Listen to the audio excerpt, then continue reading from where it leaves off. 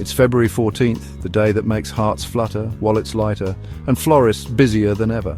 Valentine's Day is upon us once again. Do you know where your sweetheart is? Are they waiting for you with a smile, a hug, or perhaps a kiss? This day is all about celebrating those special connections. More importantly, do you have a gift, a token of your affection, a symbol of your love, or maybe just something to avoid the dreaded "you forgot" look? Valentine's Day is here, and it's time to celebrate love. Whether it's a grand gesture or a simple act of kindness, today is the day to show how much you care.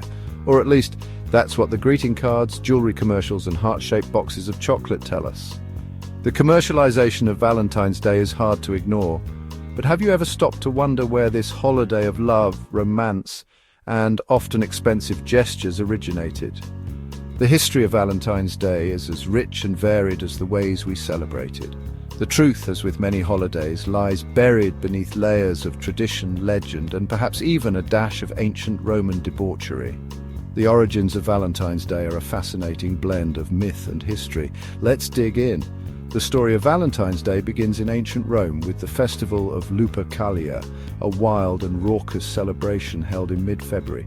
Valentine's Day, as we know it, is a strange mix of ancient rituals, religious traditions, and good old-fashioned marketing. From the Roman festival to the Christian martyr named Valentine, the holiday has evolved over centuries. It's a day for lovers, a boon for florists, and a source of endless amusement for cynics. Some see it as a day of genuine affection, while others view it as a commercialized spectacle. But beneath the surface of candy hearts and romantic dinners lies a surprisingly complex and mysterious history. From ancient rituals to modern-day celebrations, Valentine's Day is a testament to the enduring power of love and tradition. To understand Valentine's Day, we need to travel back to ancient Rome, a civilization rich in traditions and rituals that have influenced many aspects of modern culture. One such tradition was the festival of Lupercalia. Celebrated on February 15th, Lupercalia was a fertility festival dedicated to Faunus, the Roman god of agriculture, and also honored Romulus and Remus, the legendary founders of Rome. This festival was not just a simple celebration, it was a complex ritual that combined elements of purification, fertility, and matchmaking. The festival was a wild affair involving animal sacrifice, ritualistic purification, and a unique form of matchmaking. The origins of Lupercalia are deeply rooted in Roman mythology. Romulus and Remus, the twin brothers raised by a she-wolf, were central figures in the festival. Their stories symbolize the strength and resilience of Rome itself. One of the most intriguing aspects of Lupercalia was the matchmaking lottery. Young men would draw the names of women from a jar, pairing off for the duration of the festival, and sometimes these matches would last longer, even leading to marriage. This lottery was a precursor to modern dating practices, albeit with a much more ritualistic and communal approach. During Lupercalia, young men would gather in a cave, sacrificing a goat for fertility and a dog for purification. These sacrifices were not random, but held deep symbolic meaning. The goat, representing fertility, and the dog, symbolizing purification, were essential to the rituals that followed. After the sacrifices, the men would strip the goat's hide into strips, dip them in the sacrificial blood, and take to the streets. This act was not merely for show.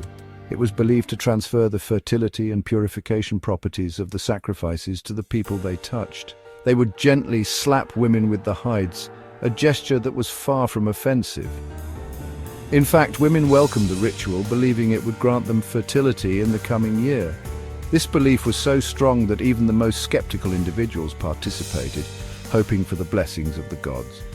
The festival of Lupercalia was a time of community and celebration, where the lines between the sacred and the secular blurred. It was a time when the people of Rome came together to honor their gods, seek blessings, and strengthen the bonds within their community. This ancient festival, with its unique blend of rituals and beliefs, laid the groundwork for what we now celebrate as Valentine's Day, a day dedicated to love and affection. As Christianity spread throughout the Roman Empire, there was a move to assimilate pagan holidays, rather than abolish them outright. The early Christian leaders understood that it would be easier to convert the masses if they could incorporate familiar traditions and festivals into the new faith. This strategy was not only practical but also politically astute, as it allowed for a smoother transition and less resistance from the populace. One such festival was Lupercalia, an ancient Roman celebration held in mid-February. Lupercalia was a raucous event filled with fertility rituals and matchmaking ceremonies. It was a time when the community came together to honor the god Lupercus, seeking his blessings for fertility and protection. The festival included various rites, such as the sacrifice of goats and dogs, and the use of their hides to whip women in the belief that it would enhance their fertility. Enter Valentine's Day. The Catholic Church saw an opportunity to transform this boisterous pagan festival into a more civilized celebration of love and devotion.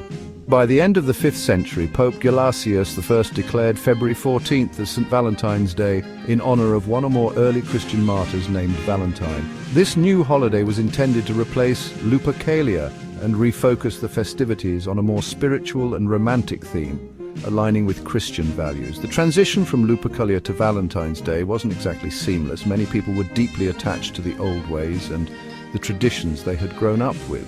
The Church had to work diligently to reframe these customs in a Christian context. Over time, the more overtly pagan elements of Lupercalia were phased out, but the essence of the celebration, focusing on love and partnership, remained.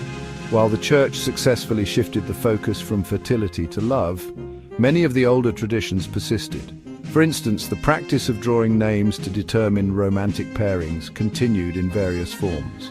This blending of old and new customs created a unique tapestry of celebration that honored both the past and the present. The matchmaking aspect of Lupercalia, for example, continued in the form of a custom where young men would draw the names of young women from a jar. This practice was seen as a way to encourage social interaction and potential courtship among the youth. It was a playful yet meaningful tradition that added an element of excitement and anticipation to the festivities. With the hope of being paired with their future wives, young men eagerly participated in this ritual. Over time, this custom evolved and took on different forms in various cultures, but the underlying theme of love and partnership remained central. The transformation of Lupercalia into Valentine's Day is a fascinating example of how cultural and religious practices can merge and evolve, creating new traditions that endure through the ages. The holiday we know as Valentine's Day is associated with at least two different saints named Valentine. One legend claims Valentine was a Roman priest who defied Emperor Claudius II's ban on marriage for soldiers. Believing that single men made better soldiers, Claudius outlawed marriage for young men. Valentine, seeing the injustice of this decree, continued to perform marriages in secret. Another legend portrays Valentine as a kind and compassionate man who befriended his jailer's daughter while imprisoned for his Christian faith.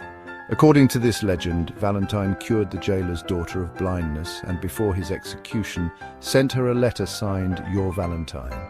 These stories, though charming, are shrouded in mystery and lack definitive historical evidence.